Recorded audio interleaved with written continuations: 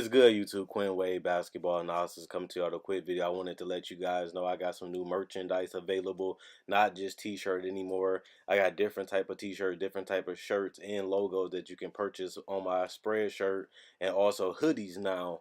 We have expanded and added more to the channel and more merchandise for the brand.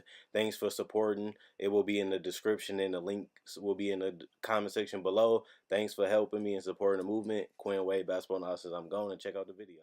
What's good, YouTube? Quinn Wade Basketball Analysis coming to y'all with a quick video. Dwight Howard has opted into his player option of $5-point-something million to stay with the Washington Wizards. But the question is, will he stay with the Wizards? Will he be traded? Will he be able to get healthy in the summertime and come back better than ever? Or at least to where he was 2 years ago for this Washington Wizard team? As we know, Bradley Beal does need help because John Wall is projected to miss the whole season because of his Achilles tear. So somebody's going to have to help out Bradley Beal so that way they can have a legitimate chance of making the playoffs, which they are far from it because at the end of the day, I don't think they're going to have enough talent, and they already salary-wise maxed out. They don't really have too much room for improvement unless they package him together or try to find a way to get rid of Dwight Howard or other people to be able to get somebody else. It'll help, though, if they don't re-sign Jabari Parker and, take his option and decline it, and then you can use that money on somebody else, or you can use that money to bring in somebody else via trade. But we're going to talk about Dwight Howard.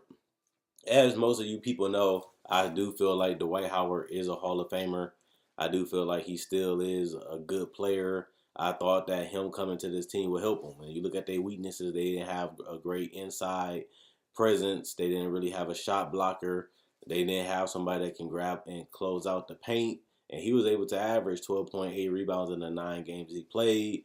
That would have really, really helped them if he would have became healthy. Even with the additions of Parker, and obviously Bobby Portis, they would have had more size, they would have had some more versatility, and they would have had another player that would have added depth to this lineup. So giving Dwight Howard that money and him not even playing 10 games, that really hurts them. And that could have been the difference of them winning 3 to 4 to 5 more games, especially early in the season when they struggled with protecting the paint and getting rebounds. And we all knew that just looking at the stats and how they played.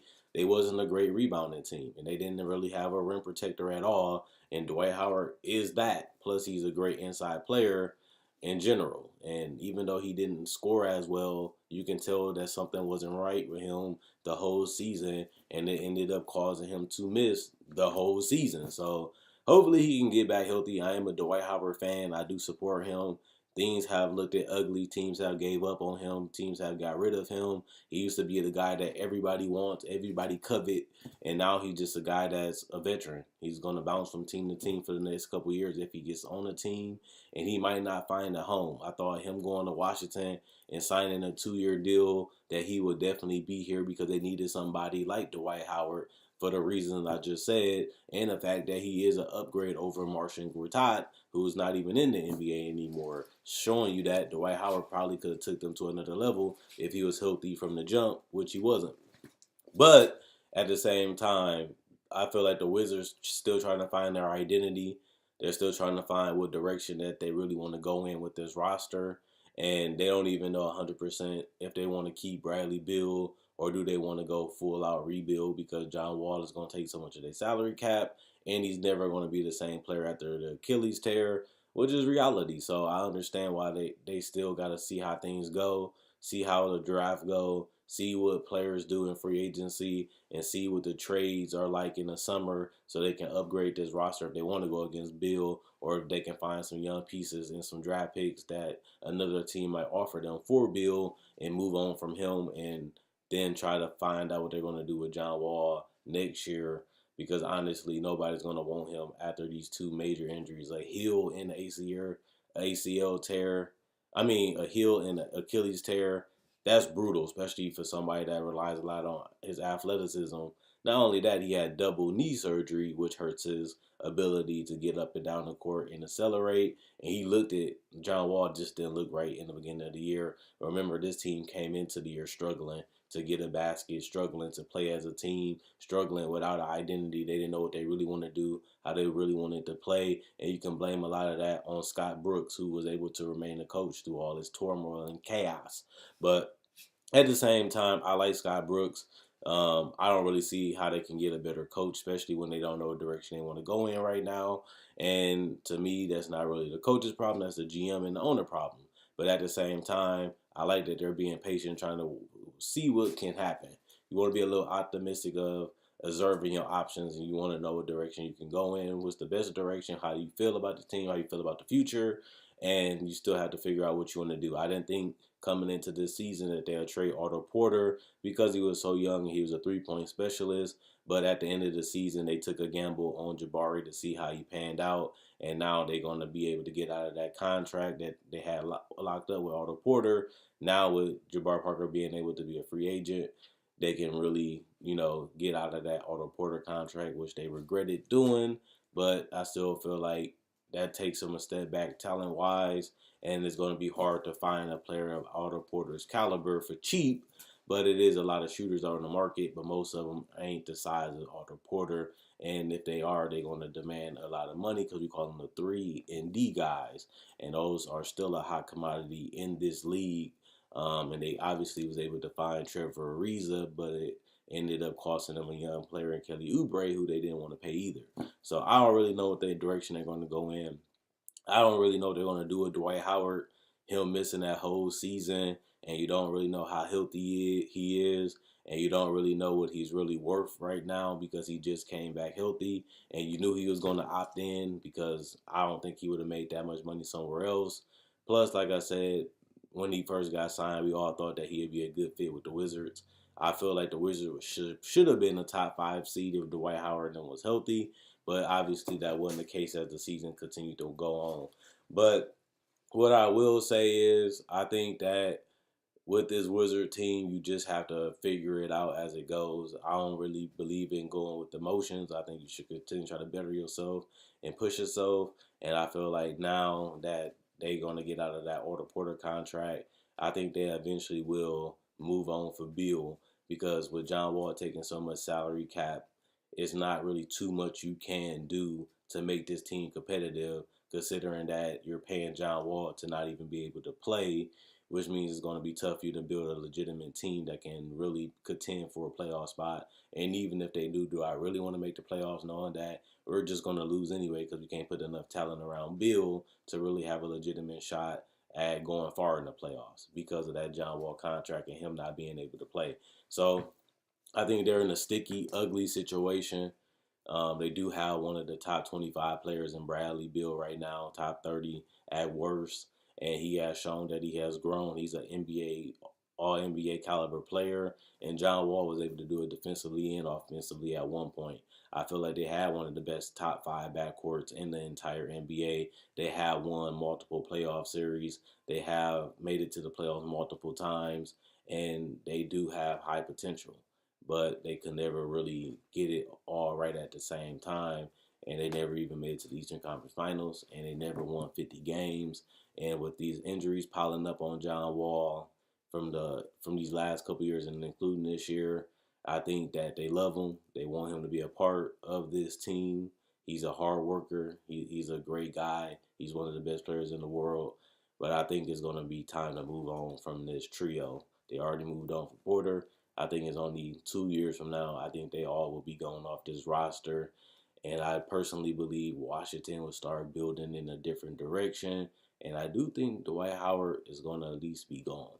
I think somebody will give a second round pick or aspiring I think somebody give up a second round pick or aspiring contract for Dwight Howard, depending on if they're going to be trying to compete for the playoffs. If not, he might be a guy that you have to attach one of your picks or a young, intriguing player on top of him to get rid of Dwight Howard contract. Because honestly, I feel like Bobby Portis and a couple other guys they have on this roster might fit them better in the future than a guy like Dwight Howard who doesn't really fit what they're trying to do if they're trying to rebuild. And he really going to help them win, which you really don't want to do if you're trying to rebuild. I'm not a big fan of tanking, but the way the Wizards are going, they might as well, try to see what they can get for Bill, take their time, observe their options, pick the right offer, and try to move forward from there. Hopefully, they can get some decent players at the top of this draft that can help them rebuild at those wing positions. But other than that, you know, if they can't get a top five, top seven pick in this draft, to me personally, if they ain't scouted, they should just go out for the next draft and try to rebuild through that one. Obviously, you don't want to go from a team that was perennially almost in the playoffs to a team that's going to suck for multiple years. But it's the ugly part of the NBA. It's business. It's not really personal sometimes. And sometimes, there's nothing personal. It's just business. They love Bradley Beal. They love Porter. They love Wall. That's why they gave him the contract. That's why they was happy a couple years ago when they got all three of them locked up. And now they're in a situation where all of them could possibly be off the roster by next summer, which is crazy how fast that happened. 3 years ago, we thought that they'd be the future of the East.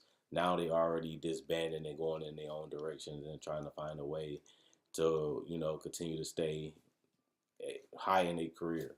But I think what really hurts them and really forces them to rebuild is John Wall, which is sad because that's the guy they drafted number one and they thought he would be the franchise. And he lived up to the hype, becoming a multiple time All Star, becoming an All NBA and All Defensive Player, and helping them make the playoffs multiple years in a row. So he lived up to the hype. He just couldn't lead them to a championship, couldn't lead them to the Eastern Conference Finals.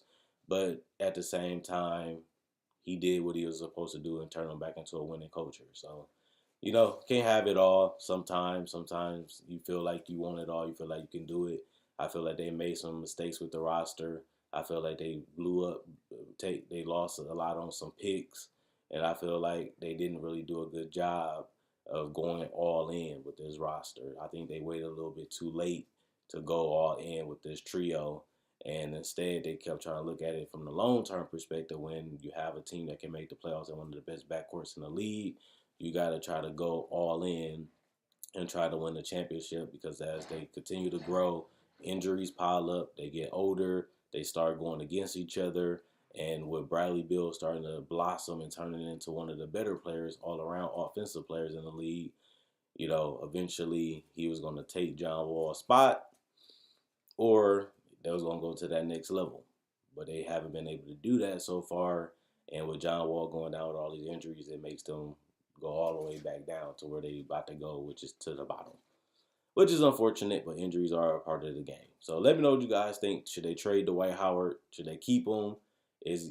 Should they still try to rebuild around Bradley Beal? Should they try to just go all in and just go into a full rebuild? Do you think that at the end of the day, just like I think, they got John Wall, he can't play, he's taking up over $30 million, you pretty much is done. It's hard to build a competitive team around Bradley Beal when you owe that much money to John Wall.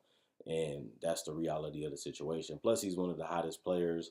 He had a career year. He's at the all-time high of his career. Should you try to cash in on him, knowing that and seeing that he does have interest, he can shoot the three, he can handle the ball, and he can play make. That's valuable. And a lot of teams will give up a lot to get a guy like Bradley Beal. But at the same time, you lose Bradley Beal, you basically done, and you will be going into full rebuild. And it looks more and more like that's what they're going to do. I do want to see what they get. You want to at least get a top five pick for a guy like Bradley Beal. If not, you want to get a young, intriguing player that's under 23. Because Bradley Beal is not that old. He's not even 27, I believe. So you want to go a little bit younger than him on a guy on a rookie scale contract, and a guy that you can have a chance to re-sign. Because I still think even if Bradley Beal were to continue to play with the Wizards, I don't think he'll resign with the Wizards, because they're not really in a legitimate position to win a championship, with John Wall being under the contract that he's in and taking that much cap space. So at the end of the day, even if they wanted to keep Bradley Beal, they would have to find a way to get rid of John Wall, which at this point looks damn near impossible unless they package a lot of things just to get rid of his contract. But then you would have to add up those contracts to match John Wall contract plus the other contracts to match other people they throwing in contract and the picks that they got to throw in. Makes it worth it, but you got to find enough money to get all that stuff done, which seems damn near impossible. It was hard to move Blake Griffin, but Blake Griffin was in a better situation than John Wall is in right now, especially coming off the injury that he's coming off, which is Achilles tear, which is one of the worst injuries that you can suffer as a basketball player, which is unfortunate because I got a lot of love for the guy, and I really wanted this Wizard team to take a step in the right direction this year, but instead everything went in the wrong direction, and that's part of the game. It's unfortunate, but this is the cards they have dealt to them, and now we're going to see how they play them. Check out my website, analysisplayground.com. Link will be in the description, comment section below. Check out my Facebook page, analysisplayground.com. Link will be in the description, comment section below. Like on Facebook to show support. Thanks for everybody that likes on Facebook. Thanks for everybody that comments. Thanks for everybody that likes on YouTube that shows support. And thanks for everybody that been buying merchandise and supporting them brand, the movement. I really do love and appreciate it. And I do have hats available right now too. So I'll start showing you guys those throughout the videos to see if you guys like those type of hats. And if you do, thanks for continuing to support the brand. At the end of the day, I do discussions, I do breakdowns, I do tributes, I do playoff talk. I also do Summer League, NBA draft, NBA breakdown for rookies, legends, and players, trade deadline, buyouts, all things NBA. So if you love the NBA, check out my channel. I got multiple playlists showing what I bring to the table. If you like this video and you like my playlist, why not subscribe and become a part of the family? I enjoy making these videos. You guys enjoy watching. That's why I continue to go. Quinn Wade, basketball analysis. I'm gone, and let me know what you guys think the Wizards should do. Is Dwight Howard washed up and done, or is it time for the Wizards to rebuild, knowing that this duo is time to finally break them up and rebuild from the jump and try to go at it with another young core in the future? Let me know what you guys think the Wizards should do.